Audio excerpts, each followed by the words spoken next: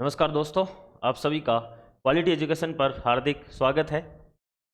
राजस्थान के अंदर आने वाले समय में एक बहुत बड़ी भर्ती आ रही है जिसका नाम है लैब असिस्टेंट।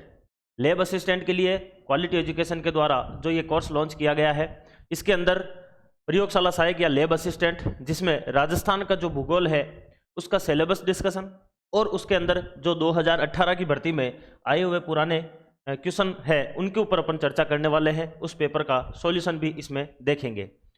प्रयोगशाला सहायक जो है यह मुख्य रूप से इस बार काफ़ी बड़ी भर्ती बना दी है, काफ़ी अच्छी इसमें पोस्ट वगैरह भी है और अलग अलग जो है वह इसमें, जैसे कि साइंस के लिए भी है ये इसमें भूगोल के लिए भी है इस बार।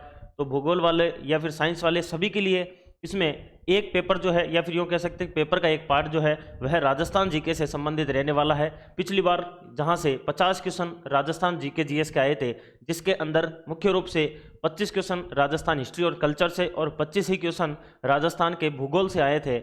यानी कि वहां पर आपको हिस्ट्री और कल्चर दो बड़ी बड़ी सब्जेक्ट पढ़नी होती है और यहाँ पर केवल राजस्थान का भूगोल पढ़ना है, जो कि अपने आप में 25 क्वेश्चन यानी कि लगभग 50 नंबरों का वेटेज रखता है। इसीलिए राजस्थान का भूगोल जो है वह लैब असिस्टेंट यानी कि प्रयोगशाला सहायक भर्ती के अंदर बहुत ज़्यादा महत्वपूर्ण रहने वाला है। यहाँ अपन बात करते हैं, देखिए लैब असिस्टेंट जो है इसका ऑनलाइन वीडियो कोर्स है जो आपको कहाँ पर मिलेगा उसके बारे में अपन चर्चा करते हैं। प्ले स्टोर के ऊपर आपको जाना है, जहाँ पर आपको क्वालिटी एजुकेशन का जो है ऐप मिलेगा। उस ऐप के अंदर आपको ओपन करना है। ओपन करते ही आपको जो है यह लैब असिस्टेंट का कोर्स मिलने वाला है। खास बात क्या है, पहली चीज कि जो शुरुआती 1000 विद्यार्थी है उनके लिए 2000 रुपये के अंदर ये कोर्स रहेगा, जीएसटी के साथ में रहने वाला है। दूसरी चीज इसमें खास बात क्या है कि अगर आप ये 2000 रुपये वाला कोर्स लेंगे तो इसमें आपको दो चीज़ें इंपॉर्टेंट रूप से मिलेगी। एक तो कोर्स तो मिलने ही वाला है और इसके साथ में आपको 20 टेस्ट जो है वह भी मिलेंगे टेस्ट सीरीज के रूप में। अगर इसी टेस्ट सीरीज को कोई अलग से भी खरीदना चाहता है तो वह भी खरीद सकता है। 20 टेस्ट इसके अंदर रहेंगे और 12 इसमें टॉपिक वाइज रहने वाले हैं। 8 टेस्ट जो है वो फुल लेंथ रहेंगे यानी कि पूरे सिलेबस पर आधारित, और यह संडे के हिसाब से रहेंगे। और वेरी इंपॉर्टेंट एवं सबसे खास बात कि इसके अंदर ऑल राजस्थान जो है वह रैंक आएगी। जब आप टेस्ट देंगे आपकी रैंक जो है वह अपडेट हो जाएगी उसमें। लेकिन अगर आप इसको री अटेम्प्ट यानी कि वापस टेस्ट दिए हुए टेस्ट को भी देने का ऑप्शन है इसमें, लेकिन उस समय आपकी रैंक अपडेट नहीं होगी। रैंक पहले टेस्ट में जो रहती है वही रहेगी, लेकिन फिर भी इसमें आप टेस्ट जो है उसको री अटेम्प्ट यानी कि वापस भी दे सकते हैं देने के बाद भी। यह टेस्ट सीरीज की खास बातें हैं जो आपको यहाँ पर 20 टेस्टों के अंदर फ्री में मिलने वाली है। इसके अलावा इस वीडियो कोर्स के अंदर पूरा को पूरा डिजिटल पैनल आधारित वीडियो कोर्स होगा। आपको इसमें पीडीएफ भी मिलेगी। इसके अंदर आपको कमेंट के ऑप्शन मिलेंगे। इस बार ये बहुत अच्छा नवाचार हुआ है और इसके अंदर यह है कि आप कमेंट लिखकर अपने क्वेश्चन पूछ सकते हैं किसी भी टॉपिक या फिर सब्जेक्ट से। पर्सनली जो टीचर हैं वह टीचर आपको उसके अंदर जवाब देंगे और यह इस बार अच्छा ऑप्शन जो है वो रखा गया है। इसके अलावा यहाँ पर आप वीडियो जो है उनको डाउनलोड कर सकते हैं और बाद में भी देख सकते हैं। तो यह विशेष रूप से लैब असिस्टेंट के इस ऑनलाइन कोर्स की जो है वह विशेषता रहने वाली है। खास बात एक चीज़ ध्यान रखना है कि शुरुआती 2000 के लिए, जो शुरुआती 1000 विद्यार्थी है उनके लिए ही 2000 रुपये है, बाद में ये बढ़ सकती है। तो इसको जो है आपको मद्देनजर रखते हुए समय पर अपनी तैयारी शुरू कर देनी है। 28 और 29 जून जो है वह आपके एग्ज़ाम तिथि घोषित की हुई है। तो इसके अकॉर्डिंग ही अपन राजस्थान भूगोल का सिलेबस लेकर चलेंगे, जो कि मेरे अकॉर्डिंग महीने भर के अंदर अंदर आपका सिलेबस राजस्थान भूगोल का हो जाएगा। इसके बाद में आगे चलते हैं। राजस्थान भूगोल का 2018 की जो भर्ती होती है उस भर्ती के अंदर क्या सिलेबस रहा था, क्योंकि एक चीज़ और आप नोटिस कर लीजिए, 2018 की लैब असिस्टेंट की जो भर्ती है उसके अंदर यह सिलेबस रहा था। हाल ही में जो आपका पशुधन सहायक भर्ती है उसका भी जो सिलेबस जारी किया गया है उसमें भी राजस्थान भूगोल का सिलेबस यही रहा है। तो कहने का मतलब ये है कि जो लैब असिस्टेंट की भर्ती के अंदर राजस्थान भूगोल 2022 वाली में आने वाला है वो भी ये का यही रहेगा। मेरा पूरा अनुमान है कि इसमें कोई चेंजेस नहीं होने वाले हैं, क्योंकि जो पशुधन सहायक है या फिर आपके प्रयोगशाला सहायक है, इन सभी भर्तियों के अंदर राजस्थान का वेटेज जरूर है लेकिन उतना नहीं है, क्योंकि यह एक प्रकार से सब्जेक्टिव एग्जाम होते हैं। तो इसके अंदर राजस्थान का जो वेटेज है वो सब जगह जो है वो सिलेबस सेम ही रखेंगे, चाहे वह आपका लैब असिस्टेंट हो या फिर लाइव स्टॉक असिस्टेंट हो। तो यह आपका भूगोल का सिलेबस जो है वह रहने वाला है। देखिए इसमें अपन एक बार मैं आपको सारे के सारे टॉपिक से वाकिफ करवा देता हूँ। सबसे पहला अपन टॉपिक पढ़ेंगे राजस्थान का स्थिति और विस्तार, जो कि बहुत ज़्यादा इंपॉर्टेंट टॉपिक है। इसमें से हमेशा एक क्वेश्चन बनता है कि राजस्थान की स्थिति और विस्तार के अंदर कि इसका अक्षांशीय विस्तार, देशांतरीय विस्तार और इसके अलावा जो राजस्थान की जो अंतर्राष्ट्रीय जो सीमाएं हैं उनके ऊपर चर्चा करेंगे। राजस्थान का जो निर्माण हुआ था, किस प्रकार से इसमें संभागीय व्यवस्था थी और कैसे वर्तमान राजस्थान आता है, वहां तक चर्चा करेंगे। इसके अलावा राजस्थान का जो मैप है उसकी स्टडी करेंगे। सबसे पहले मैप से अपन शुरू करने वाले हैं इस टॉपिक के अंदर। जैसे ही अपना स्थिति और विस्तार होगा उसके बाद में आपको एक प्रकार से समझ हो जाएगी कि राजस्थान में कौन सा जिला कहाँ पर है और कौन सी किस प्रकार की राजस्थान में स्थिति है। वह जैसे ही क्लियर हो जाएगी तो अपन फिर सेकंड टॉपिक पर आएंगे और सेकंड जो टॉपिक रहेगा वह रहने वाला अपना मुख्य भौतिक विभाग, यानी कि राजस्थान को भौगोलिक दृष्टि से किस प्रकार से बांटा गया है उसके ऊपर चर्चा करेंगे, जो कि आपका मरुस्थलीय प्रदेश, अरावली पर्वतीय प्रदेश, मैदानी प्रदेश और पठारी प्रदेश, जो कि तिवारी जी और सक्सेना जी ने बांटा था राजस्थान को 4 भागों में। उन्हीं 4 भागों का अध्ययन करेंगे, जिसके अंदर आपको मरुस्थलीय प्रदेश के अंदर पूरा का पूरा बालू का स्तूप युक्त क्षेत्र, बालू का स्तूप मुक्त क्षेत्र, कौन कौन से बालू का स्तूप होते हैं, कौन कौन सी विशेष जो है वह आपके इसके अंतर्गत जो है वह स्थलाकृतियाँ आती है, उनके ऊपर चर्चा करेंगे। उसके बाद में अरावली पर्वतीय जो प्रदेश है, इसमें प्रमुख जो पर्वत चोटियाँ हैं राजस्थान की, उनके ऊपर चर्चा करेंगे। कौन कौन से प्रमुख जो है वह दर्रे हैं, कौन कौन से प्रमुख पठार है, अरावली का विस्तार कहाँ से कहाँ तक है, यह सारी की सारी चर्चा इस आपके अरावली पर्वतीय प्रदेश में होने वाली है। इसके बाद में मैदानी प्रदेश जो पूर्वी राजस्थान वाला है, इसमें अपन चर्चा करेंगे कि कौन कौन सी नदियां हैं, इसमें कौन कौन सी फसलें होती है, कौन सी वहाँ पर मृदा पाई जाती है, जहाँ से आपके सारे के सारे क्वेश्चन बनते हैं वह सारे के सारे अपन कवर करते हुए चलेंगे। और फिर पठारी प्रदेश आएगा चौथा, जिसमें अपन दक्षिण पूर्वी पठारी प्रदेश या हाड़ौती का जो पठार है उसकी अपन चर्चा करेंगे इसके अंदर। तो यह विशेष रूप से 4 जो है आपके रहने वाले हैं भौतिक विभाग। उसके बाद में तीसरा जो टॉपिक आएगा वह आने वाला है आपका अपुहा तंत्र। अपुहा जो तंत्र है इसके अंदर मुख्य रूप से नदी जो है, नदी तंत्र, उसकी चर्चा करेंगे। इसके बाद में राजस्थान के अंदर जो झीलें हैं उनकी चर्चा करेंगे। इसके अलावा कोई अगर बांध है नदियों पर बने हुए तो उनकी चर्चा करेंगे। इस प्रकार से यह जो है आपके चलने वाली है अपुहा तंत्र। इसके अलावा इसमें वैसे अलग से जो है वह सिंचाई परियोजनाएं, जैसे बहुउद्देशीय और सिंचाई लिखी हुई है, तो सिंचाई परियोजना वैसे पार्ट तो अफवाह तंत्र का ही होता है। कुछ कुछ अपन नदियों के साथ में पढ़ लेंगे सिंचाई परियोजनाएं और कुछ अलग से पढ़ लेंगे। उसके बाद में अगला आएगा आपका जलवायु का टॉपिक, बहुत ज़्यादा इंपॉर्टेंट है, यहाँ से क्वेश्चन बनता है। राजस्थान को कितने जलवायु प्रदेश में बांटा गया है वो चर्चा करेंगे। राजस्थान के अंदर कोपेन और आपका जो है त्रिवार्ता या फिर आपका थारनवेट, इनके द्वारा जो आपके जलवायु प्रदेश का जो है विभाजन किया गया है उनकी चर्चा करेंगे राजस्थान के संदर्भ में। तो जलवायु इंपॉर्टेंट रहने वाला है। राजस्थान को वर्षा जो है वह किस प्रकार से प्रभावित करती है, राजस्थान की जो स्थलाकृतियाँ हैं उसके ऊपर चर्चा करने वाले हैं। उसके बाद में अगला आएगा आपका मृदा। मृदा के अंदर भी अपन चर्चा करेंगे कि राजस्थान के अंदर कौन कौन सी मृदाएं पाई जाती है। आधुनिक जो मृदा का वर्गीकरण है उसकी चर्चा करेंगे, जो कि पिछली बार लेब असिस्टेंट में क्वेश्चन भी आया था। एंटीसॉल, एरिडिसॉल या फिर इनसेप्टिसॉल, अल्फिसॉल, वर्टिसॉल, यह विशेष प्रकार की मृदाएं हैं जो कि आधुनिक वर्गीकरण है, उनकी चर्चा इसमें करेंगे। उसके बाद में आएगा अगला टॉपिक प्राकृतिक वनस्पति। प्राकृतिक वनस्पति के अंदर राजस्थान के अंदर जितने के जितने आपके वनस्पतियां मिलती है या फिर कितने वनस्पतिक प्रदेश में बांटा गया है, उनके अंदर कौन कौन से पेड़ पौधे मिलते हैं, कौन सी झाड़ियां मिलती है, वह सारी की सारी चर्चा होगी इस प्राकृतिक वनस्पति के अंदर। इसके बाद में अगला आएगा आपका वन एवं वन्य जीव संरक्षण, जिसमें अभ्यारण्य, राष्ट्रीय उद्यान हुए या फिर संरक्षित क्षेत्र हुए, आखेट निषिद्ध क्षेत्र, वो सारे के सारे वन्य जीव संरक्षण में आने वाले हैं। और वन के अंदर अपन देखेंगे कि राजस्थान के अंदर जो है वह वनों का वर्गीकरण किस प्रकार से होता है, नवीनतम जो है वन रिपोर्ट वह भी इसमें चर्चा करने वाले हैं। उसके बाद में अगला टॉपिक रहेगा पर्यावरणीय एवं पारिस्थितिकीय मुद्दे। इसके अंदर से क्वेश्चन जो है वह किस प्रकार से बनता है वह अपन चर्चा करने वाले हैं, जो कि विशेष रूप से कौन कौन सी वर्तमान में पारिस्थितिकी मुद्दे जो है वह चर्चा में रहे हैं। ये करंट बेस्ड क्वेश्चन भी हो जाता है कई बार, तो इसकी भी अपन स्पेशल चर्चा करेंगे। मरुस्थलीकरण, राजस्थान के अंदर मरुस्थल के क्या कारण है, मरुस्थलीकरण का मतलब मरुस्थल का विस्तार किस प्रकार से हो रहा है, क्या हो रहा है, वह सारी की सारी चर्चा इस टॉपिक में होने वाली है। उसके बाद में अगला आता है वेरी इंपॉर्टेंट कृषि एवं जो जलवायु प्रदेश है, कृषि के और प्रमुख फसलें, उनके ऊपर चर्चा करेंगे, राजस्थान को 10 कृषि जलवायु प्रदेश में बांटा गया है। कौन कौन से जो है प्रदेश के अंदर कौन कौन से जिले आते हैं, उनके अंदर विशेष रूप से उनकी विशेषताएं क्या क्या है वह देखेंगे।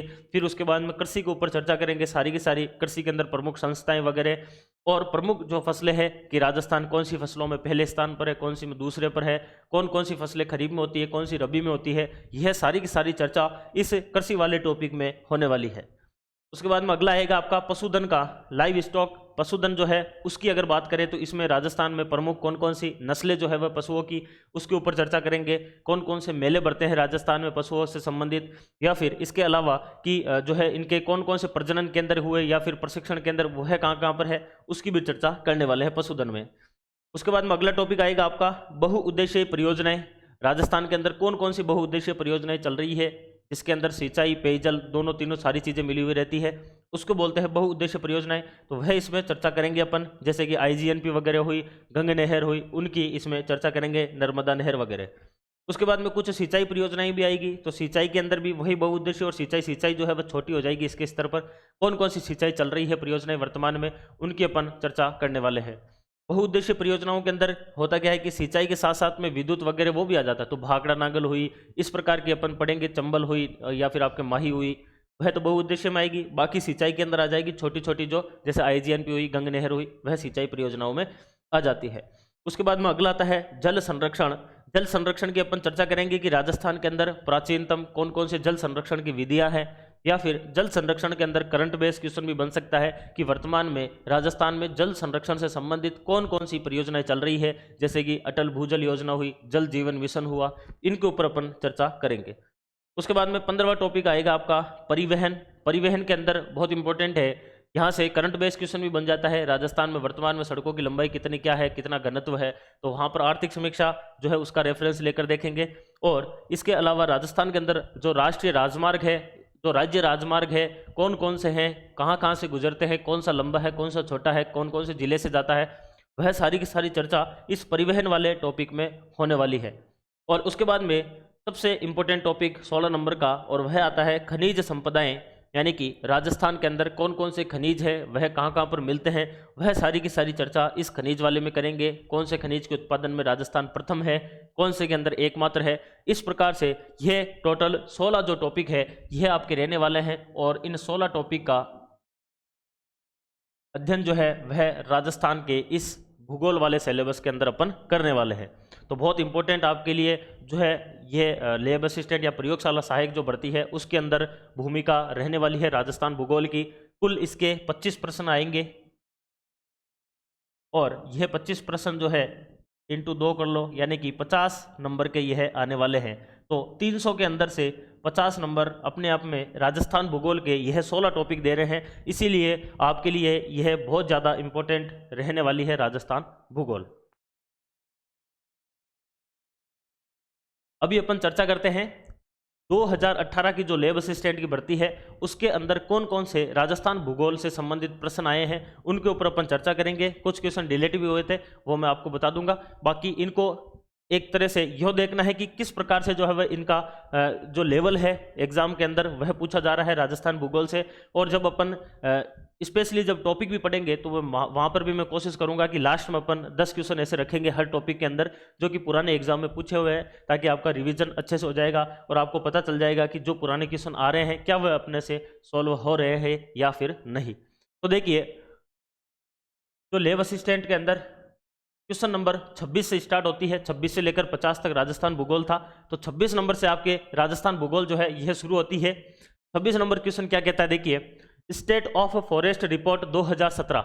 अब आपको एक चीज और बता दूं कि हर 2 वर्ष के अंदर जो है वह वन रिपोर्ट या फिर फॉरेस्ट रिपोर्ट जारी की जाती है। ये 2017 की है, पुरानी वाली है। नवीनतम अपन पढ़ेंगे जब कोर्स को अपन उसके अंदर वन वाले टॉपिक में आएंगे तब। तो यह 2017 की बात कर रहा है, और उसके अनुसार राजस्थान राज्य के पंजीकृत वन क्षेत्र का निम्नांकित में से कौन सा प्रतिशत अंश जो है वह आपका आरक्षित श्रेणी के अंतर्गत आता है।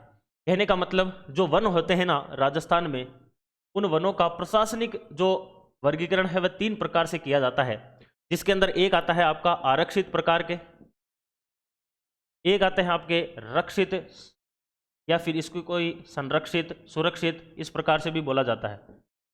रक्षित, संरक्षित, सुरक्षित। और तीसरा टाइप जो आता है वह आता है आपका अवर्गीकृत। ये 3 प्रकार के प्रशासनिक जो है वह वनों का वर्गीकरण होता है, इसके अंदर नवीनतम वन रिपोर्ट की अपन चर्चा करेंगे। जब यह क्वेश्चन पूछा गया था उस समय आरक्षित जो वन थे इनकी श्रेणी की अगर बात करें तो यहाँ पर जो इसका सही उत्तर था वह था 38.11%, यानी कि जो टोटल वन है उन कुल वनों का 38.11% जो है वह आपका क्या था, आरक्षित वन रहता है। लगभग 55 से 60 के आसपास जो है वह संरक्षित या सुरक्षित वन रहते हैं और लगभग 7% के आसपास अवर्गीकृत वन रहते हैं। नवीनतम वन रिपोर्ट पढ़ेंगे तब इनके ऊपर चर्चा करने वाले हैं। अगला क्वेश्चन देखिए, अगला क्वेश्चन क्या कह रहा है, शेरगढ़ वन्य जीव क्षेत्र जो है वह निम्नलिखित में से किस जिले के अंदर स्थित है। देखिए शेरगढ़ जो है वन्य जीव क्षेत्र कहाँ पर है, तो यह बारां के अंदर स्थित एक अभ्यारण्य है शेरगढ़ के नाम से, जो कि विशेष रूप से अभ्यारण्य वाला जो टॉपिक है वन्य जीव संरक्षण उसके अंदर इसकी चर्चा करेंगे, तो वहां से यह आपका क्वेश्चन आराम से हो जाएगा। कौन कौन से जिलों के अंदर, कौन कौन से जो टोटल राजस्थान के अंदर 27 अभ्यारण्य हैं वर्तमान में और 3 राष्ट्रीय उद्यान हैं जो कि आर्थिक समीक्षा में लिखे गए हैं, 33 आखेट निषिद्ध क्षेत्र है, 15 संरक्षित क्षेत्र है, इन सभी के बारे में चर्चा करेंगे, सिलेबस के अंदर आराम से डिस्कशन करेंगे। अगला क्वेश्चन 28 नंबर क्या कहता है, आदिवासियों के हरे सोने के नाम से जाना जाने वाला वृक्ष कौन सा है। देखिए हरा सोना, हरा का मतलब हरा रंग और सोने का मतलब उनके लिए उसकी जो प्राइस है वह काफ़ी ज़्यादा है, इनके लिए आदिवासियों के लिए। तो राजस्थान के दक्षिणी राजस्थान में विशेष रूप से जो आदिवासी निवास करते हैं उनके लिए हरे सोने के रूप में जो है वह बांस जो होता है इसको जाना जाता है हरे सोने के रूप में। तो इसकी चर्चा करेंगे जब अपन राजस्थान की वनस्पति प्रदेश पढ़ेंगे या फिर राजस्थान के वन पढ़ेंगे, वन एवं वनस्पति प्रदेश, तो उसमें पढ़ेंगे कौन कौन सी वनस्पति प्रदेश में कौन कौन सी वनस्पति या फिर पेड़ पौधे आते हैं, तो वहाँ पर चर्चा करेंगे बांस की, और बांस को आदिवासियों के हरे सोने के रूप में जाना जाता है। अगला क्वेश्चन आता है, ओजोन दिवस जो है ये कब मनाया जाता है। अब देखिए यह क्वेश्चन आप पूछ सकते हैं कि सर ये कैसे पूछा गया है। अब ये 2 तरीके से पूछा जा सकता है। आपके यहाँ पर देखिए एक टॉपिक लिखा हुआ है, यहाँ पर लिखा हुआ है आपका पर्यावरण एवं पारिस्थितिकीय मुद्दे। इस टॉपिक के अंदर जो है यह क्वेश्चन पूछा गया है, ये वाला जो है आपका ये इसी टॉपिक से पूछा गया है, पर्यावरण एवं पारिस्थितिकीय मुद्दे से। अब ये दिवस पूछ लिया है, आपको करंट बेस्ड क्वेश्चन लगेगा, लेकिन ये क्वेश्चन वहां से आया है पर्यावरण एवं पारिस्थितिकी मुद्दे। दूसरी चीज, इस ओजोन दिवस का जो है वह उल्लेख हमेशा आर्थिक समीक्षा के अंदर किया जाता है, आर्थिक समीक्षा के अंदर होता है। तो आप एक कोशिश कर लेना, यूट्यूब के ऊपर अपनी क्लासें पढ़ी है आर्थिक समीक्षा की, वह भी एक बार देख लेना है, क्योंकि वहां से क्वेश्चन अक्सर बनता है।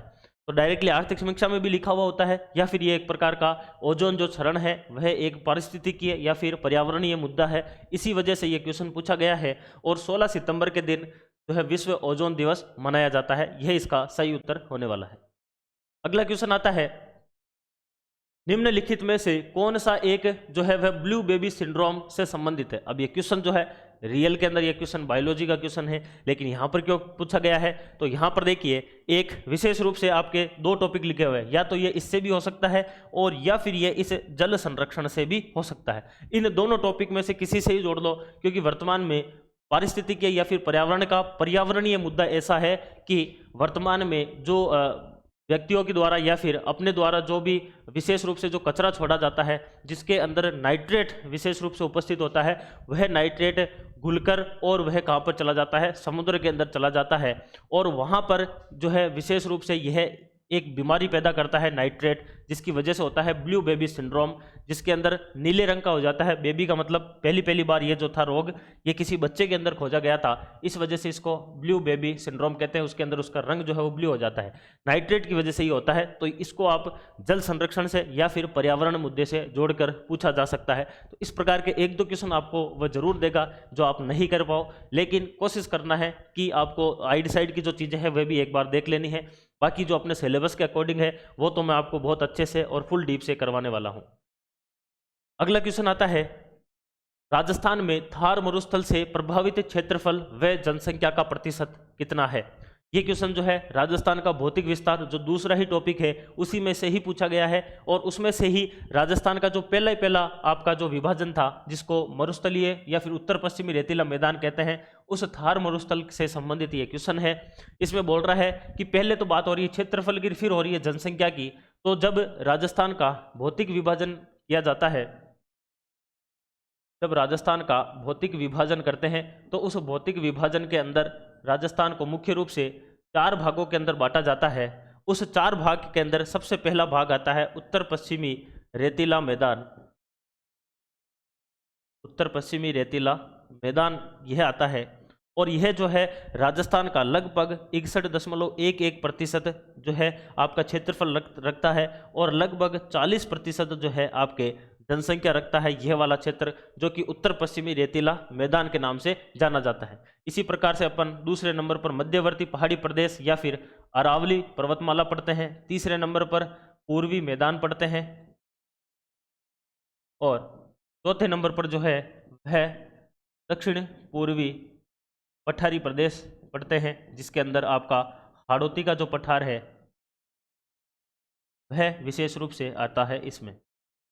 तो यहाँ पर बात हो रही है थार के मरुस्थल की, जो कि लगभग 61.11 यानी कि लगभग 61% के आसपास जो है क्षेत्रफल रखता है और लगभग 40% के आसपास जनसंख्या रखता है। तो इसका सही उत्तर जो है वह 2 नंबर हो जाएगा।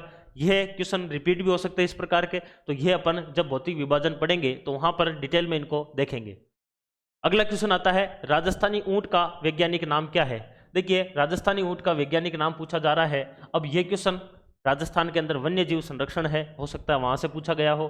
तो विशेष रूप से आपको एक क्लास के अंदर या फिर ऐसा करेंगे अपन जो पहली परिचय वाली क्लास होगी उसमें भी अपन कोशिश करेंगे कि जो आपके राजस्थान के प्रमुख जो चिन्ह है या फिर उसमें अपन यूँ भी कह सकते हैं जो प्रतीक है, जैसे कि राजस्थान के राज्य वृक्ष हुआ, राज्य पशु हुआ, जो भी आपके सारे के सारी ये चीज़ें हैं उनके वैज्ञानिक नाम स्पेशली मैं आपको लेकर आ जाऊँगा, क्योंकि लैब असिस्टेंट जैसे एग्जाम में वैज्ञानिक नाम पूछने की संभावनाएं ज़्यादा होती है।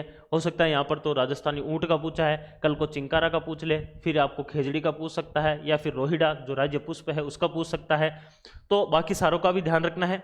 यहाँ पर बात हो रही है राजस्थानी ऊंट का वैज्ञानिक नाम, तो उसको कहा जाता है कैमेलस ड्रोमेडेरियस के नाम से जाना जाता है। राजस्थान का जो राज्य पशु है पालतू श्रेणी के अंदर 2014 में इसको घोषित किया गया, इसको कहा जाता है कैमेलस ड्रोमेडेरियस। इसी प्रकार से जो चिंकर आता है उसको एंटीलोप के नाम से जाना जाता है, गजेला गजेला भी बोलते हैं। इसी प्रकार से जो है वह आपका खेजड़ी आता है, उसको प्रोसोपिस सिनेरियो कहा जाता है, वह भी आपको याद रखना। तो सारी अपन चर्चा करेंगे आगे क्लासों के अंदर। अगला क्वेश्चन आता है 33 नंबर, स्थिरता के साथ विकास और आत्मनिर्भरता किस योजना का लक्ष्य रहा था। यानी कि विकास और आत्मनिर्भरता इन दोनों के साथ में कौन सी योजना, तो पहले पंचवर्षीय योजनाएं चलती थी। उन पंचवर्षीय अंतिम पंचवर्षीय योजना 12वीं पंचवर्षीय योजना थी जो कि 2017 तक चली थी। तो यहाँ पर क्वेश्चन पूछा गया है पंचवर्षीय योजना से। अब ये क्वेश्चन कहाँ से आ सकता है, तो इसमें देखिए इसके अंदर से कहाँ से ये क्वेश्चन बन सकता है। तो विशेष रूप से पंचवर्षीय योजना का जो क्वेश्चन है ना ये विकास से संबंधित है, तो हो सकता है ये 1-2 क्वेश्चन ऐसे भी मिल जाए आपको जो कि सिलेबस में डायरेक्टली संबंधित नहीं हो, लेकिन ऐसे क्वेश्चन जो है चर्चाओं में रहने की वजह से पूछा जा सकता है। तो चौथी जो पंचवर्षीय योजना थी, चतुर्थ पंचवर्षीय योजना, यह संबंधित थी विकास और आत्मनिर्भरता के साथ में जो है विकास की बात हो रही थी, तो वह इसका था। विशेष रूप से एक बार अपन देख लेंगे कौन कौन सी पंचवर्षीय योजना जिनके क्या क्या लक्ष्य थे और उनके क्या क्या जो है थीम थी, वह सारी की सारी अपन देख लेंगे, इसकी आपको चिंता नहीं करनी है। अगला क्वेश्चन आता है, देखिए यह आ गया सिंचाई परियोजना से, डायरेक्टली सिंचाई परियोजना आपकी लिखी हुई है सिलेबस में। सोम कमला अंबा जो सिंचाई परियोजना है यह किससे संबंधित है। एक आती है सोम कमला नाम से आती है जो कि उदयपुर से संबंधित है, जिसको सोम परियोजना भी बोलते हैं, सोम नदी के ऊपर बनी हुई है। दूसरी आती है सोम कमला अंबा। सोम कमला अंबा जो है यह आपके डूंगरपुर के अंदर विशेष रूप से सिंचाई परियोजना का काम कर रही है और यह आपके दक्षिणी राजस्थान से संबंधित है। तो इसका संबंध हो जाएगा डूंगरपुर से, जो कि आपका सिंचाई परियोजनाओं से पूछा गया प्रश्न है। अगला आता है 35 नंबर, निम्नलिखित में से कौन हनुमानगढ़ व चूरू जिलों के लिए जल का स्रोत है। यह भी सिंचाई परियोजनाओं से ही प्रश्न पूछा गया है। तो ये सारी की सारी जो आपको लिफ्ट नहरें दिखाई दे रही है ये सारी की सारी किसकी है, IGNP यानी कि इंदिरा गांधी नहर परियोजना जो है इसकी लिफ्ट नहरें हैं सारी की सारी जो आपके सामने लिखी गई है। और इनकी अगर बात करें तो इसमें जैसे कि कंवर्सन लिफ्ट कैनाल है, ये केवल बीकानेर के अंदर ही फैली हुई है। ये अपन देखेंगे, बिल्कुल आपको मैं याद कराऊंगा ट्रिक के साथ में। इसमें आपको जो है वो चिंता नहीं करनी है। इसी प्रकार से जैसे गुरु जंबेश्वर हुई, चौधरी कुंभाराम आर्य और आपके पोकरण लिफ्ट नहर, तो इसमें जब अपन याद करेंगे तब मैं बताऊंगा कि चौधरी कुंभाराम आर्य जो है ये एक पाउडर खाता है जिसका नाम आता है BHC, और उसको खाकर कहाँ पर जाता है ये, तो यह जाता है घूमने के लिए, सिक्कर और झुंझुनू घूमने जाता है BHC पाउडर खा के, क्योंकि उधर बहुत ज़्यादा गर्मी रहती है तो प्यास काफ़ी लगती है, तो ये एक पाउडर लेके जाता है BHC। B4 हो जाएगा बीकानेर, H4 हो जाएगा हनुमानगढ़, C4 हो जाएगा चूरू और सिक्कर और झुंझुनू, यानी कि 5 जिलों के अंदर जाती है चौधरी कुंभाराम आर्य लिफ्ट नहर, जिसको कुंभकर्ण बनाया था माननीय राहुल गांधी जी ने, वही ये कुंभाराम आर्य लिफ्ट नहर है। 5 जिलों के अंदर ये जाती है और उनके अंदर से 2 जिले आते हैं, हनुमानगढ़ और चूरू, जो आपको प्रश्न के अंदर पूछा गया है। तो इस हिसाब से 3 नंबर जो है इसका सही आंसर हो जाएगा। यह भी आपके सिंचाई परियोजनाओं से क्वेश्चन बनता है। अगला आता है 36 नंबर, निम्नलिखित में से राष्ट्रीय राजमार्ग यानी कि नेशनल हाईवे की बात हो रही है, तो यह क्वेश्चन कहाँ से आ गया, यह आपका परिवहन वाला जो टॉपिक है वहाँ से यह क्वेश्चन डायरेक्ट उठा है। राष्ट्रीय राजमार्गों में से कौन सा एक राजस्थान में अजमेर को बीकानेर से जोड़ता है। अब देखिए यहाँ पर जितनी आपको NH दे रखी है, ये सारी की सारी क्या है, ओल्ड वाली NH है, पुरानी वाली नेशनल हाईवे है। अपन क्योंकि अभी हाल ही में केंद्र सरकार के द्वारा जो पुरानी वाली नेशनल हाईवे है उनका नाम बदल दिया गया है और ओल्ड से न्यू नेशनल हाईवे बना दी गई है, जिसके अंदर विशेष रूप से इनको उत्तर दक्षिण और आपके पूर्व पश्चिम जो विस्तार है इस प्रकार से इनको जो है वह स्थित किया गया है। जैसे कि उत्तर से दक्षिण के अंदर जो नेशनल हाईवे हैं उनको सम संख्याएं दी गई है, किस साइड से किस साइड, पूर्व से चलते हैं पश्चिम की तरफ। इसी प्रकार से जो पूर्व पश्चिम के जो है आपके नेशनल हाईवे हैं उनको विषम संख्याएं दी गई है, उत्तर से चलते हुए दक्षिण की तरफ। तो वह अपन देखेंगे परिवहन वाले टॉपिक में, लेकिन यह क्वेश्चन पुरानी वाली NH से पूछा गया है। तो देखिए बीकानेर जो है, उस बीकानेर से 2 नेशनल हाईवे निकलती है, एक निकलती है आपके NH11, ओल्ड की बात कर रहा हूँ, न्यू की नहीं, और एक निकलती है NH89, यह जाती है आपके बीकानेर से नागौर, नागौर से जाती है अजमेर, और यह उधर से ऊपर से चूरू, सीकर और जयपुर के अंदर उस साइड में जाती है NH11। तो बीकानेर से नागौर और नागौर से अजमेर, यानी कि क्वेश्चन क्या पूछ रहा है कि बीकानेर और अजमेर और बीकानेर को जोड़ने वाली कौन सी NH है, तो NH89 जो है 89, यह क्या हो जाएगी आपको है अजमेर और बीकानेर को जोड़ने वाली NH हो जाएगी। आराम से इनके बारे में मैं सारी की सारी NH बताऊंगा, आपको क्लास के अंदर ही याद हो जाएगी। उससे पहले मैप याद करेंगे, तो अगर मैप राजस्थान का याद रहेगा तो NH भी बड़ी आसानी से आपको याद हो जाएगी। अगला देखिए, निम्नलिखित में से किस खनिज के उत्पादन में राजस्थान जो है वह भारत में पहला स्थान रखता है। अब देखिए यहाँ पर थोड़ी सी एक समस्या होगी कि यह जो क्वेश्चन है ना, यह उस समय की आर्थिक समीक्षा से पूछा गया है 2017-18 की। और फिर से मैं आपको कह देता हूँ, वैसे अपन जब क्लास में पढ़ेंगे तब जितने के जितने जो मेरे क्लास के अंदर आंकड़े रहने वाले हैं वह सारे के सारे अपडेट रहने वाले हैं आर्थिक समीक्षा 2021-22 से। 2021-22 की जो आर्थिक समीक्षा रहेगी वहाँ से अपडेट होकर आंकड़े आएंगे। फिर भी आप स्पेशली आर्थिक समीक्षा देखना चाहो तो वो यूट्यूब पे पड़ी है, लेकिन जब इसकी बात करें तो यह उस समय की बात है, और उस समय भारत के अंदर जो है वो पहला स्थान, क्योंकि अभी भी राजस्थान पहले स्थान पर ही है फेल्सपार के उत्पादन में, लेकिन उस समय भी फेल्सपार था, अभी भी फेल्सपार है। लेकिन आर्थिक समीक्षा के अंदर लिखा गया है कि आपको जैसे क्वेश्चन पूछ सकता है कि राजस्थान भारत के अंदर एकमात्र किन किन खनिजों के उत्पादन में है, तो आपको वहां पर याद रखना है वो जिले और से, वो जिले से एकमात्र, जिसके अंदर इसका हो जाएगा वोल स्टेनाइट, ये हो जाएगा आपका जिंक या जस्ता, यह हो जाएगा आपका लेड या फिर सीसा, और यह हो जाएगा आपका सेलेनाइट। इनमें है केवल एकमात्र की बात हो। प्रथम किन किन के अंदर है तो वह अपन क्लास के अंदर देखेंगे, जिसके अंदर काफ़ी है, लगभग 12-15 के आसपास खनिज है जिनमें राजस्थान पहले स्थान पर है, तो वह अपन वहां पर देखेंगे। यहाँ पर पूछा गया प्रथम स्थान, तो वह आपका फेल्सपार हो जाएगा। राजस्थान के अंदर सर्वाधिक जो खाने हैं वह भी आपके फेल्सपार की है। फेल्सपार के उत्पादन में अजमेर जो है वह राजस्थान के अंदर पहला स्थान रखता है। अगला देखिए क्वेश्चन नंबर 38, निम्नलिखित में से कौन सा युग्म सही सुमेलित नहीं है। सही सुमेलित नहीं है यानी कि गलत सुमेलित है। अब समस्या है कि यह जो क्वेश्चन है यह आपका डिलीट हुआ था, यह क्वेश्चन डिलीट हुआ था। कारण क्या है कि देखिए अलवर, साबी और रूपारेल यह एकदम सही सुमेलित है। जब नदियां पढ़ेंगे, नदियों से क्वेश्चन आया है तो आपको पता चल जाएगा और अच्छे से। उदयपुर की बात करते हैं तो बनास और बेडस भी सही है, ये उसके अंदर से इसका लगभग अफवाह क्षेत्र आता है इसमें। लेकिन यहाँ पर सीधा सीधा गलत हो रहा है कि करौली के अंदर जो है वह गंभीरी नदी नहीं आती है, करौली के अंदर जो है वह गंभीर नदी आती है। पहली गलती तो यह हो गई यहाँ पर। और दूसरी चीज कि डूंगरपुर के अंदर बाणगंगा नदी नहीं आती है। बाणगंगा जो है यह यमुना की सहायक नदी है, जो कि आपके जयपुर से निकलकर, जयपुर से अलवर होते हुए जाती है, यमुना में मिलती है, तो यह डूंगरपुर में नहीं आती है। उसके अलावा मोरेल नदी जो है यह भी बेसिकली नहीं है। मोरेन नदी आती है एक, जो आती है डूंगरपुर के अंदर, मोरेल भी नहीं आती है, मोरेल नदी भी, यह भी यहाँ पर गलत सुमेलित है। तो इस हिसाब से इसके अंदर यह सही सुमेलित नहीं पूछ रहा था, तो यह भी सही सुमेलित नहीं है और यह भी नहीं है, डबल डबल आंसर बन रहे हैं। तो इस वजह से अगर इसमें सही सुमेलित है अगर पूछ लेता तो अपन फिर अलवर को कर भी सकते थे एक जो है वो उसके हिसाब से, क्योंकि फिर अपन मान लेते कि चलो बनास या फिर बेडस का पूरी तरह से अफवाह क्षेत्र या फिर पूरी तरह से जो है वह इसमें नहीं आता उदयपुर के अंदर बेडस नदी का। लेकिन फिर भी इसका जो है वह डबल डबल आंसर सही हो रहे हैं, तो ये क्वेश्चन डिलीट हुआ था। इस प्रकार के कई सारे क्वेश्चन और बनेंगे जो अपन क्लास के अंदर भी देखेंगे साथ में। अगला देखिए, यह जलवायु से क्वेश्चन आया है डायरेक्टली उठकर। कोपेन का वर्गीकरण हमेशा पूछा जाता है राजस्थान के एग्जाम के अंदर भूगोल में। तो कोपेन का वर्गीकरण के आधार पर निम्नलिखित में से कौन सा डूंगरपुर जिले के लिए जो है वह जलवायु है।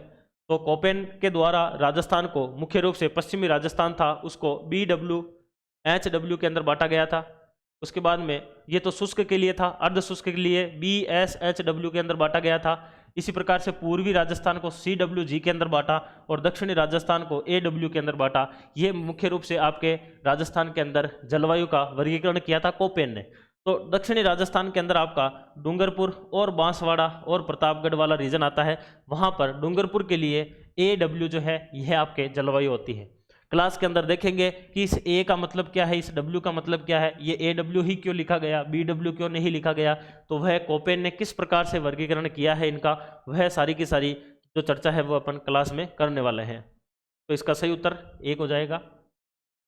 अगला देखिए 40 नंबर, राजस्थान में निम्नलिखित में से किस जिले के अंदर वार्षिक वर्षा में अधिकतम विषमता पाई जाती है। वार्षिक वर्षा के अंदर अधिकतम विषमता पाई जाती है, कहने का मतलब क्वेश्चन समझना आपके लिए थोड़ा आसान बना दूं मैं। वार्षिक वर्षा का मतलब एक वर्ष के अंदर जो वर्षा होती है औसतन राजस्थान के अंदर, वह कहलाती है वार्षिक वर्षा। और उसके अंदर अधिकतम विषमता यानी कि वर्ष के अंदर मान लो कि जैसे 100 अगर वर्षा हो रही है तो इसमें से कौन सा ऐसा जिला है जिसके अंदर सबसे कम वर्षा हो रही है, जैसे कि फॉर एग्जांपल 50 हो रही है या फिर मान लो कि 20 ही हो रही है, तो ऐसा जिला जो है वह आता है आपका जैसलमेर जिला, जिसके अंदर सर्वाधिक वार्षिक वर्षा के अंदर विषमता पाई जाती है। यानी कि जहां पर राजस्थान के अंदर मान लो कि औसतन वर्षा जैसे 57.51 सेंटीमीटर होती है वार्षिक वर्षा, तो जैसलमेर के अंदर वह 10 सेंटीमीटर के आसपास ही रहती है, तो वह विषमता काफ़ी आती है। यह अपन देखेंगे जलवायु वाले टॉपिक के अंदर ही। राजस्थान के अंदर वर्षा का जो वितरण है उसको प्रभावित करने वाले कारक कौन कौन से हैं, वह सारे के सारे इस जो है क्वेश्चन के रिलेटेड आपके आएंगे। अगला क्वेश्चन आता है, राजस्थान के सर्वाधिक क्षेत्र पर निम्नलिखित में से कौन सी जो मृदा है वह पाई जाती है। अब यह क्वेश्चन आपको पता ही चल गया है कि मृदा के टॉपिक से है, लेकिन यहाँ पर जो मृदा का वर्गीकरण है वह मृदा का आधुनिक वर्गीकरण आता है, यानी कि नवीनतम जो वर्गीकरण चल रहा है, जिसके अंदर मुख्य रूप से देखना एक तो आती है जैसे कि एंटीसोल आती है। एंटीसोल मुख्य रूप से जो नवीनतम वर्गीकरण है वह आता है एंटीसोल, एरिडिसोल, एक आता है आपका इनसेफ्टिसोल, इनसेफ्टिसोल, एक आती है आपके वर्टिसोल, एक आती है आपके अल्फिसोल। यह मुख्य रूप से नवीनतम वर्गीकरण के अंदर ये 5 प्रकार की मृदाएं बांटी जाती है, जिसके अंदर कौन सी का विस्तार कहां पर है यह क्लास में देखेंगे अपन। इसमें पूछा गया है कि कौन सी मृदा जो है वह राजस्थान के अंदर सर्वाधिक क्षेत्र में है, तो राजस्थान के पश्चिमी राजस्थान के अंदर एंटीसोल मृदा मिलती है और इसका कुछ क्षेत्र जो है वह जयपुर के आसपास मिलता है, जो कि राजस्थान में सर्वाधिक क्षेत्रफल में फैली हुई है। तो पहले तो इसमें एंटीसोल देखनी है। तो देखिए एंटीसोल जो है वह इसमें यहाँ पर मिल रही है आपको, तो क्वेश्चन तो आंसर तो वैसे वही हो गया, लेकिन उसके बाद में राजस्थान में दूसरे नंबर पर एरिडीसोल जो मृदा है उसका विस्तार मिलता है अर्धशुष्क वाले क्षेत्र में, तो 2 नंबर पर आ जाएगी एरिडीसोल। तो सबसे ज्यादा पूछी गई है तो एंटीसोल और एरिडीसोल यह सबसे ज्यादा हो जाएगी। इसकी चर्चा क्लास में करेंगे, पूरे मैप के साथ में देखेंगे कि इनका विस्तार किस किस जिले के अंदर पाया जाता है। अगला देखिए, स्पेशली देखिए मैं इसलिए बोलता हूं आपको आर्थिक समीक्षा इंपॉर्टेंट है। डायरेक्टली क्वेश्चन आ गया है आर्थिक समीक्षा 2017-18 के अनुसार। अब अभी वाले एग्जाम के अंदर क्वेश्चन पूछा जाएगा आर्थिक समीक्षा 2021-22 के अनुसार राजस्थान में राष्ट्रीय बागवानी मिशन के लिए चयनित जिलों की संख्या है। यह मैंने आर्थिक समीक्षा के अंदर भी 2021-22 वाले में भी बताया था। राष्ट्रीय बागवानी मिशन, ये राष्ट्रीय बागवानी मिशन अभी भी उतने ही जिले में है जितने 2017-18 में थे, और वह जिले कितने थे, तो वह थे 24 जिलों के अंदर आपके बागवानी मिशन है। इसी प्रकार से एक राष्ट्रीय बांस मिशन भी चल रहा है जो कि राजस्थान के अंदर 12 जिलों के अंदर चल रहा है, तो यह क्वेश्चन भी पूछा जा सकता है। और भी मैंने कई सारे, जैसे कि अटल जो आपके अटल भूजल योजना है वह कितने जिलों में चल रही है, तो इस प्रकार के क्वेश्चन पूछे जा सकते हैं आर्थिक समीक्षा से। यहाँ पर चॉइस सही उत्तर हो जाएगा। अगला आता है निम्नलिखित में से कौन सी कामधेनु नदी भी कहलाती है। देखिए कामधेनु नदी राजस्थान के अंदर, पूर्वी राजस्थान के अंदर जो है चित्तौड़ से एंट्री लेते हुए चित्तौड़, कोटा, बूंदी, उसके बाद में सवाई माधोपुर, करौली, धौलपुर होते हुए यमुना के अंदर मिलती है। चंबल नदी जिसको कहा जाता है राजस्थान के अंदर कामधेनु नदी भी यह कहलाती है। यह राजस्थान के नदियों के जो उपनाम है वह अपोहा, जब अपन क्षेत्र पढ़ेंगे अफवाह तंत्र तो उसमें चर्चा करेंगे नदियों के बारे में। ये नदी से टॉपिक है, यानी कि जो अफवाह वाला है उसके अंदर से ये क्वेश्चन पूछा गया है। अगला देखिए, निम्नलिखित जो जिले हैं उनमें से कौन सा एक राजस्थान में गन्ने का सबसे बड़ा उत्पादक है। देखिए गन्ने का सबसे बड़ा उत्पादक, यह क्वेश्चन जो है वह आपके राजस्थान के अंदर कृषि से पूछा गया है, तो वहां पर अपन चर्चा करेंगे कि कौन कौन सी फसलों के अंदर कौन कौन से जिले प्रथम स्थान रखते हैं। जब यह क्वेश्चन पूछा गया था उस दौरान बूंदी जो है वह इसका सही उत्तर माना गया था। वर्तमान के अंदर कौन गन्ने के अंदर सबसे ज्यादा उत्पादक है, इसकी चर्चा क्लास के अंदर करेंगे अच्छे से, तो बूंदी इसका सही उत्तर हो जाएगा। यह कृषि के अंदर पूछा गया क्वेश्चन है। अगला क्वेश्चन आता है रेड क्लिफ रेखा। यह पहला जो टॉपिक था आपका स्थिति और आपका विस्तार, स्थिति और विस्तार वाले टॉपिक से ही क्वेश्चन बना है। यह कि रेड क्लिफ रेखा जो कि आपके भारत और पाकिस्तान के मध्य सीमा बनाती है, उस रेखा को कहा जाता है रेड क्लिफ रेखा। यह रेड क्लिफ जो रेखा है यह राजस्थान के अंदर कहां से कहां तक विस्तार है। यह क्वेश्चन 2018 के लेब असिस्टेंट में अधिकतर लोगों के गलत हुआ था, क्योंकि उस समय अधिकतर लोगों ने किया था कोणागांव गंगानगर से शाहगढ़ जालोर तक, मुख्य रूप से ये नहीं, ये रहा कोणागांव गंगानगर से लेकर बाकासर बाड़मेर तक, यह अधिकतर लोगों ने किया था। यह गलत इस वजह से होता है क्योंकि कोणागांव जो है यह राजस्थान का सबसे उत्तरतम क्षेत्र है और जहां से ये स्टार्ट होता है फिर ये जाता है नीचे। तो जो रेड क्लिफ रेखा है, चूंकि ये वाला जो क्षेत्र है ये तो आ जाता है आपका पंजाब के अंदर, ये आता है पंजाब के अंदर, और ये जो क्षेत्र है यहां से आपके जो है स्टार्ट होती है रेड क्लिफ रेखा, जो कि भारत और पाकिस्तान के बीच में आती है।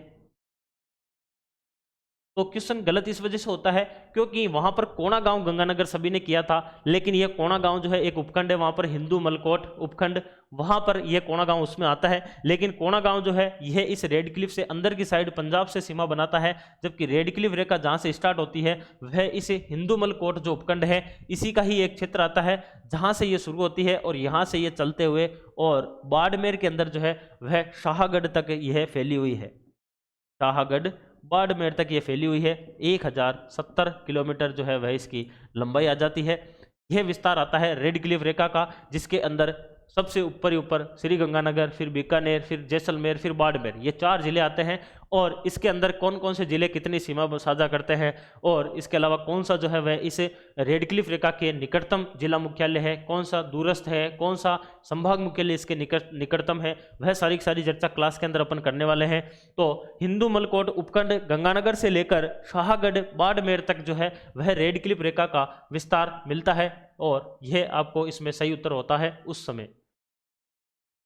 आगे क्वेश्चन पूछा गया था 43 नंबर, राजस्थान का देशांतरीय विस्तार। देखिए यह क्वेश्चन भी स्थिति विस्तार से ही था और यह क्वेश्चन जो है यह भी आपका स्थिति और विस्तार से ही पूछा गया है, इसलिए आप समझ सकते हैं महत्ता कि वह कितना इंपॉर्टेंट टॉपिक है स्थिति और विस्तार।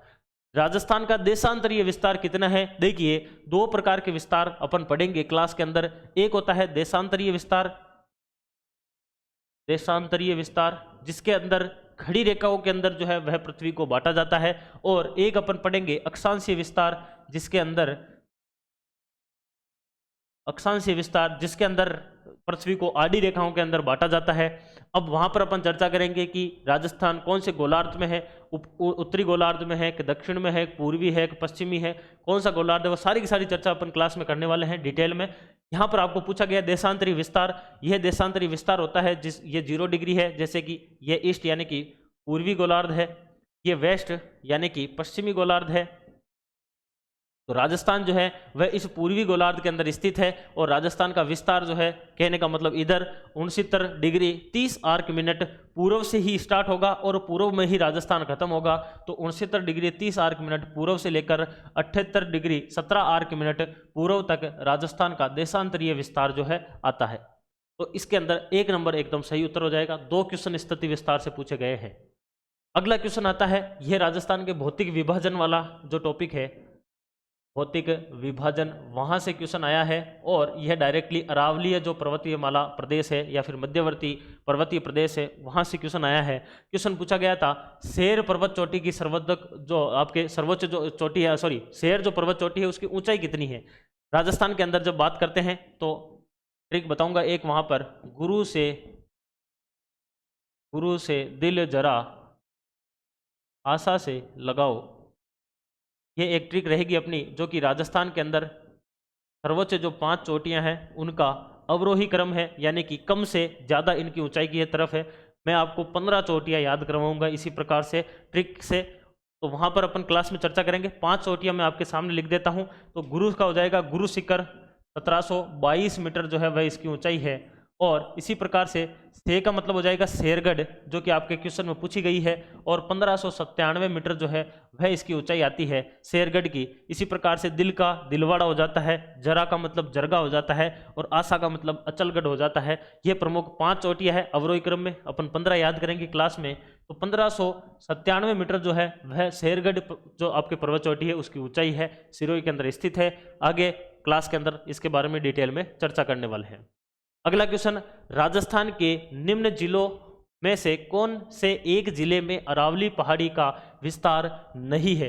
अब यह क्वेश्चन जो है, यह क्वेश्चन भी आपका डिलीट हुआ था, और डिलीट होने का सबसे बड़ा कारण ये देखिए, ये क्वेश्चन भी किससे है, ये भी भौतिक विभाजन से है, ये क्वेश्चन भी भौतिक विभाजन से है। इससे पहले भी 2 क्वेश्चन भौतिक विभाजन से, आगे 4 क्वेश्चन उसी से ही पूछ लिए हैं।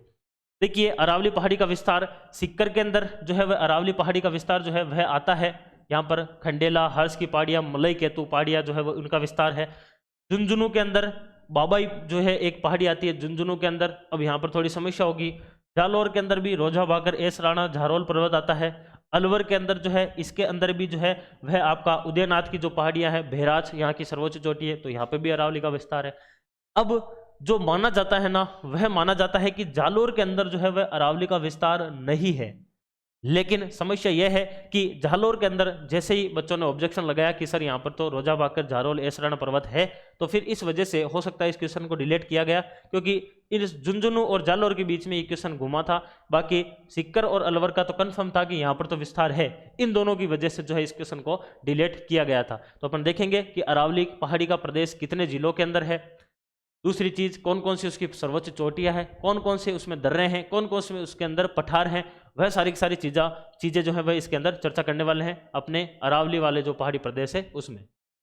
अगला क्वेश्चन आता है, फुलवाड़ी की नाल जो है वह स्थित है। अब यह क्वेश्चन जो है यह भी भौतिक विभाजन से ही है, और यह भी आपका अरावली से ही क्वेश्चन पूछा गया है, क्योंकि अरावली के अंदर जो आपके दर्रे हैं, दर्रे का मतलब जैसे ऐसे पहाड़ी जा रही है और ये वापिस आ रही है, और अगर ये कुछ ऊंचाई तक, इसकी ऊंचाई जो है इस प्रकार से हो जाती है कि यहाँ से स्थल जो भाग है वह बिल्कुल प्लेन हो जाए, जहाँ से निकलने के, जैसे अगर आपने कोई पुरानी पिक्चरें देखी हो जैसे कि वो शोले वगैरह, तो उसमें वो घोड़े लेकर दौड़ते हैं, तो वो जहाँ से दौड़ते हैं वो बिल्कुल एकदम समतल स्थल होता है पहाड़ियों के बीच में, उसको कहा जाता है दर्रा। तो दर्रा या फिर इसको नाल भी बोला जाता है, इसको ला भी बोला जाता है।